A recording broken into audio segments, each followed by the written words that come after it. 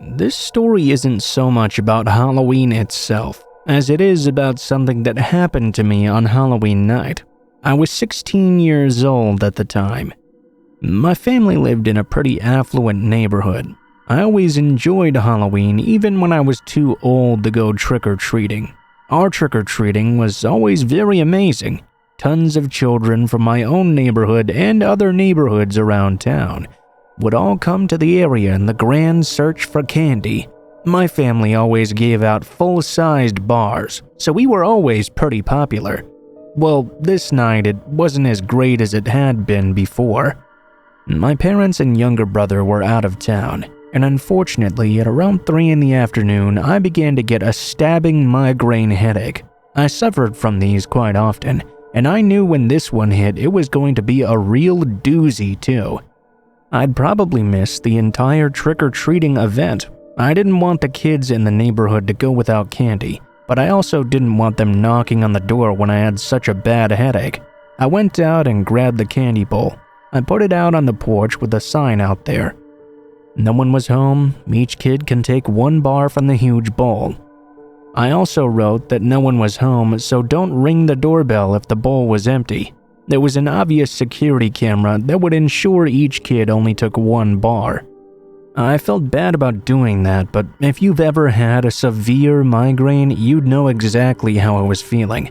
The best thing I could do would be to get some solid sleep. Hopefully when I woke up in the morning, I wouldn't be hurting so bad anymore. The kids were very respectful. I woke up several times, but it wasn't because anything the kids were doing. They weren't being too loud or anything. I just woke up randomly. I looked over at the clock and then promptly fell right back asleep. The night crawled by before I knew it, and it was dark outside. Not too long after that, I woke up. I looked over at the clock and saw it was past trick-or-treating time. I dozed in and off after that. My headache hadn't quite gone away yet, but it was getting better each time I woke up. When I woke up again, I tried to turn at the clock, only to realize that I couldn't move, even though my migraine was so much better. I had a groan inwardly as I realized what must be happening in addition to my migraines was a bout of sleep paralysis. It seemed like right then it decided to strike. I knew it would be best to just close my eyes and pray I could go back to sleep, but I couldn't do so right away. I was beginning to feel panicky because when I had hallucinations, they were awful. They were auditory as well, so closing my eyes wasn't going to immediately solve the issue. Still, I tried to close them as much as possible and prayed I'd just fall back asleep really quickly. As I lay down there though, I heard something. It was a creaking-like noise, as if someone was slowly opening my bedroom door. Rather than look though, I closed my eyes even tighter.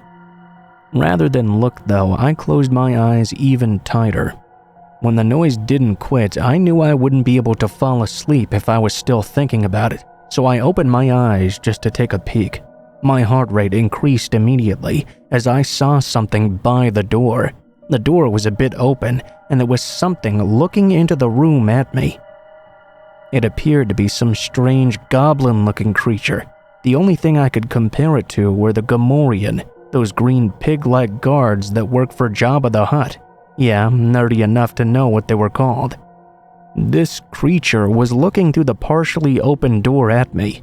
In fact, even though it was pretty dark, I could tell that we were looking each other right in the eyes. Slowly, the creature opened the door and cautiously approached me. I felt my breathing accelerate, and I had to keep telling myself this was not real. As it got closer, I decided to close my eyes. Either I would fall back asleep or keep hearing noises, but at least I wouldn't have to look at this anymore. I still heard the creaking noises all around me, as though they were circling me around the room. After a while, I heard the steps walk back towards the door. I only knew they were gone because I heard the noise of the door closing once again. I opened my eyes a bit and looked around the room. I was still unable to move, but the monster was finally gone. After a while, I was able to fall back asleep. The next time I woke up, the sleep paralysis was fully gone, along with my migraine as well. I got up and went to grab a glass of water.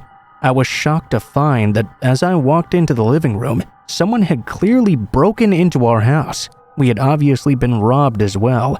Things were overturned everywhere, and multiple things were missing. This must have happened when I was sleeping, I thought. I went and called the police. As I mentioned, we lived in a pretty upscale neighborhood. We had security cameras. When the police took them and looked at them, they confirmed that the person who'd robbed us was dressed up like a green pig guard from Return of the Jedi. In fact, he was apparently so confident in his disguise he'd even waved to the camera before breaking into my home. The sign I'd left for trick-or-treaters told him nobody was home, so I guess that's why he'd targeted our house. The monster I thought was created by my mind during sleep paralysis was a real person who had been in my bedroom walking around me for several minutes. The police never caught him either. I guess his costume was just that good.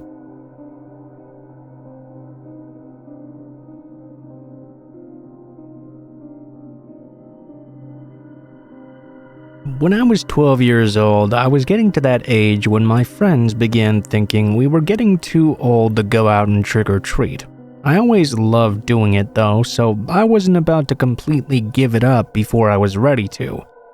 Fortunately, although my other buddies kept talking about not going out anymore, they ended up being all talk mostly. Trick-or-treating to them was also just an alibi. They also wanted to do another great Halloween tradition of playing pranks on everyone.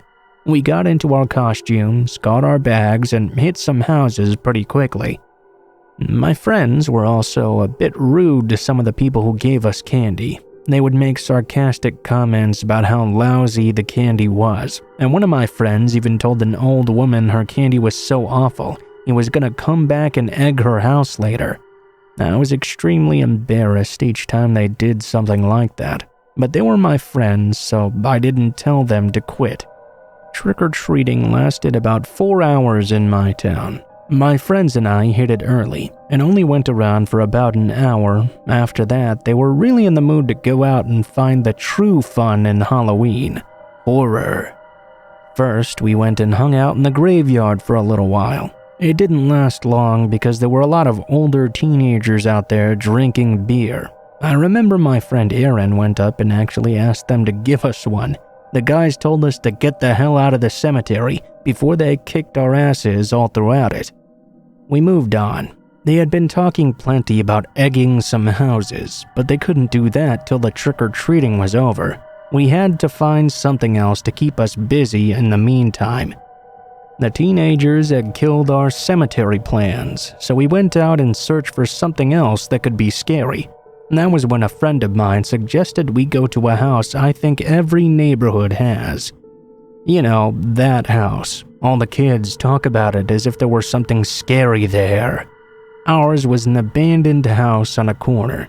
The kids always told the story that a father went crazy in the house and murdered his entire family before shoving them down the garbage disposal. Ever since then, no one wanted to live there, so the house had stayed empty. It was a source of much horror throughout the year, not just on Halloween. Kids our age would normally dare each other to go up to it, or go inside it, or anything like that. Most kids would either do it and run away, or they would chicken out. We had all sorts of stories of what would happen to those kids, and we thought they were true back when we were young. It was down a dark, dead-end street. I guess that only helped its reputation. We were surprised when we went to it, though. Trick-or-treating was far from over, but there were nearly no kids on that road at all. There were no teenagers, not even anyone hanging out there. Even stranger, there was a jack-o'-lantern on the porch. It didn't have a candle in it.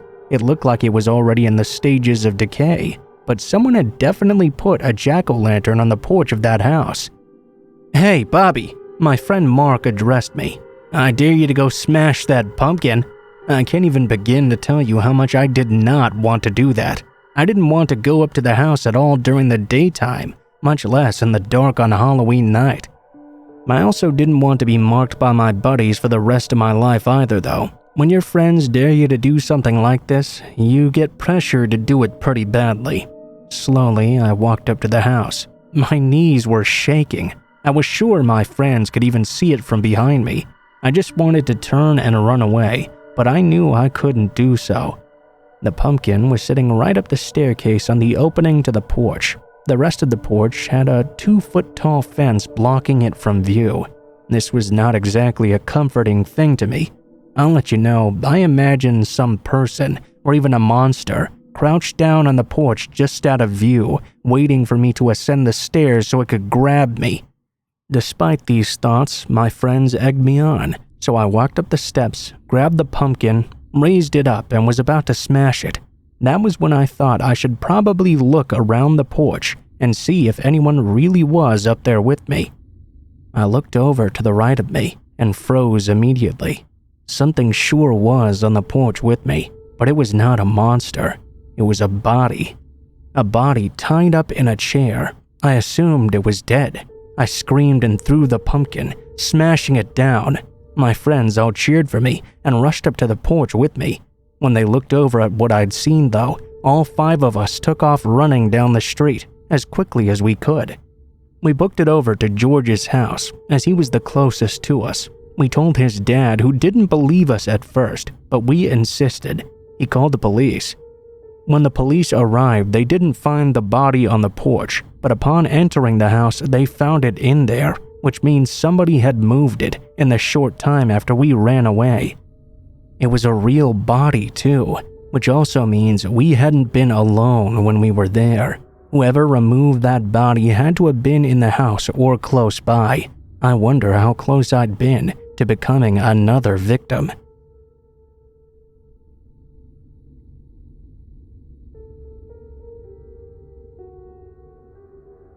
I grew out of things like trick-or-treating really quickly. I think I stopped going out when I was around 10 or so. Instead, I stayed home and tried to find other things to do. By the age of 13, I'd begun going out with my friends on Halloween night. We didn't do anything like egging houses or stuff like that. We just walked around the neighborhood and chatted a bit, did things that were fun together. By the time I was 15, my friend George was able to get beer from his father, so he'd always bring it out to go with him. We'd go out drinking. We were always able to find somewhere to drink in peace. Our favorite place was this old abandoned house that was extremely easy to get into.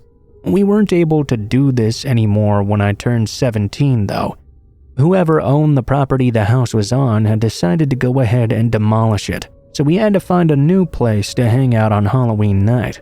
My friend suggested we go and drink beer at the local cemetery instead. I was a bit hesitant, not because I found the cemetery scary in any way, though. I just thought it was kind of disrespectful to the dead. Still, though, either we were going to the cemetery or we were not going to find a new place. I don't know why, but I assumed the cemetery would be filled with other teenagers or kids hanging around.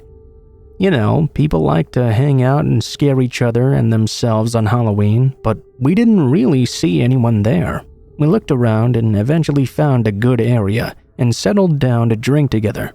I was really on edge, though. I mean really on edge. Even the beer didn't help me. There was just something about walking in, sitting on people's graves that didn't sit well with me. The beer wasn't helping me to feel any better about my guilt. The rest of my friends didn't appear to be bothered at all, though. Hell, my friend Jim even leaned up against a gravestone while we chatted. We got pretty loopy, and when we did, I thought I'd begun to hear noises, as if someone else was walking around the cemetery. I asked my friends if they had heard anything, but no one else said they did. They told me it didn't really matter much anyway. It was Halloween, so of course some other kids were going to be hanging around there. That was when Jim got the ingenious idea that he was going to try and scare whoever happened to be there. If in fact there really was someone out there at all. We all got quiet and listened. Sure enough, it sounded like someone else was walking around out there. It sounded like they were trying to be quiet too. Jim had us all creep over to this tomb. His idea was that when whoever it was came around the corner, we would all jump out at once and scream at them. Yeah, it was a lame idea, but we were all pretty buzzed by that point anyway, so we weren't really at our creative peak there. We still figured it would give the person the shock of their life for a second though, so we hid. Soon enough, we heard the footsteps coming ever closer to the tomb. Jim was prepared to jump out. We waited, and when we knew whoever it was walking just around the corner, Jim jumped around the corner of the tomb first. He screamed boo, and then he gasped. We saw someone had grabbed Jim. We looked around the corner, and a big hillbilly-looking man twice the size of any one of us had his hands around Jim's throat. George and I did our best to beat on the guy to get him to let go of Jim, but the man was made of iron or something. We tried to get him to let go, but he was way too strong even for all of us combined. We got worried with how bad he was choking and shaking Jim by the throat. We were sure he was going to die. I did the one and only thing I could think of. I hauled my back leg as if I was going for a 60-yard field goal and kicked the man square in the crotch. Scariest thing is, the man didn't even let go. I had to kick the man again several times before he finally let go of Jim. We pulled Jim up off the ground and booked it to make it out of the cemetery. I must have kicked him really hard though, because he didn't try to come after us. We called the cops after. Get this, the man worked in the cemetery. He was making his rounds, making sure kids weren't hanging out there since it was Halloween night. When he saw us, he decided to teach us a lesson. He did get arrested though, because even though we were trespassing, the force he used against us was extremely excessive. You could see giant hand marks around Jim's neck. A doctor said he was lucky he didn't experience a crushed larynx.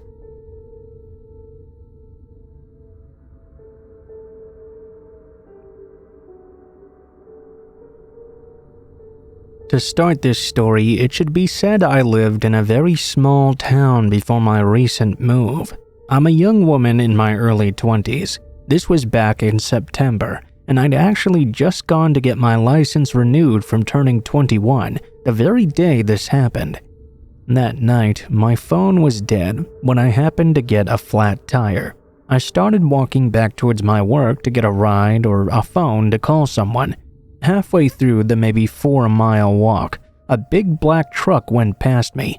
Then, 10 seconds later, a ways up the road, pulled off backwards to the left. Immediately I knew this was going to be bad news, so I got my keys between my fingers as a weapon. As I approached the truck, I looked into it on my left, trying to scope the situation out. Then, to my right, I heard a man's voice call out, "How are you tonight?"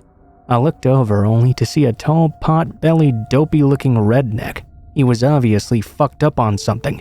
My guess is pain pills. He didn't smell like alcohol and didn't have the look of a meth head either. To my immense surprise, he was also naked from head to toe, not even a sock or a shoe on his foot. Oh, and he was masturbating as he walked toward me.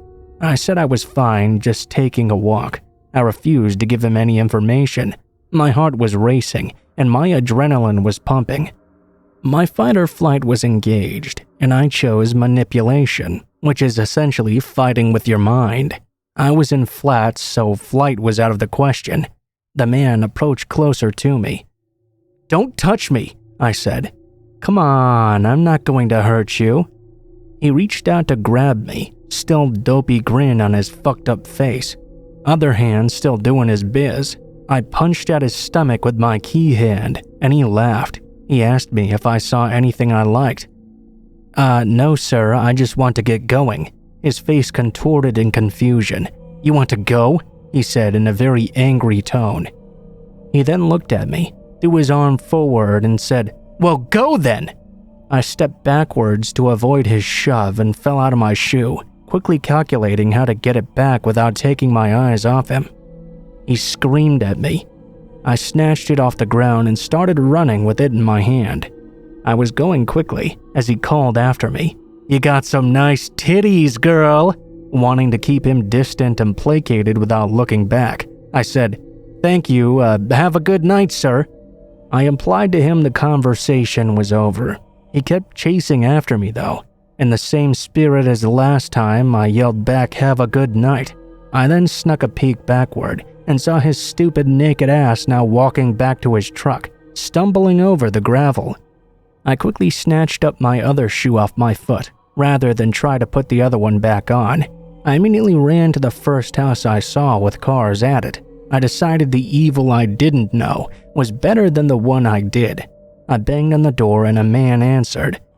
I was in shambles, trying to explain to a half-asleep Good Samaritan what had happened. He let me in and his wife came out and sat with me. I called my ex to explain where I was and what had happened. When the police came, they took my statement and took me to work to get a ride. Nothing else happened after that, and they never found the man either. For a while, I was terrified I'd see him appear at the Taco Bell where I worked, but that was hands down the creepiest thing that ever happened to me, because A, everything I just said, and B, it took me 15 minutes to walk to where he was parked. He waited that long. It only took him 10 seconds though to see me walking alone at midnight and try to take advantage of the situation. That's what fucked with me the most about it. He just waited there like a fucking predator.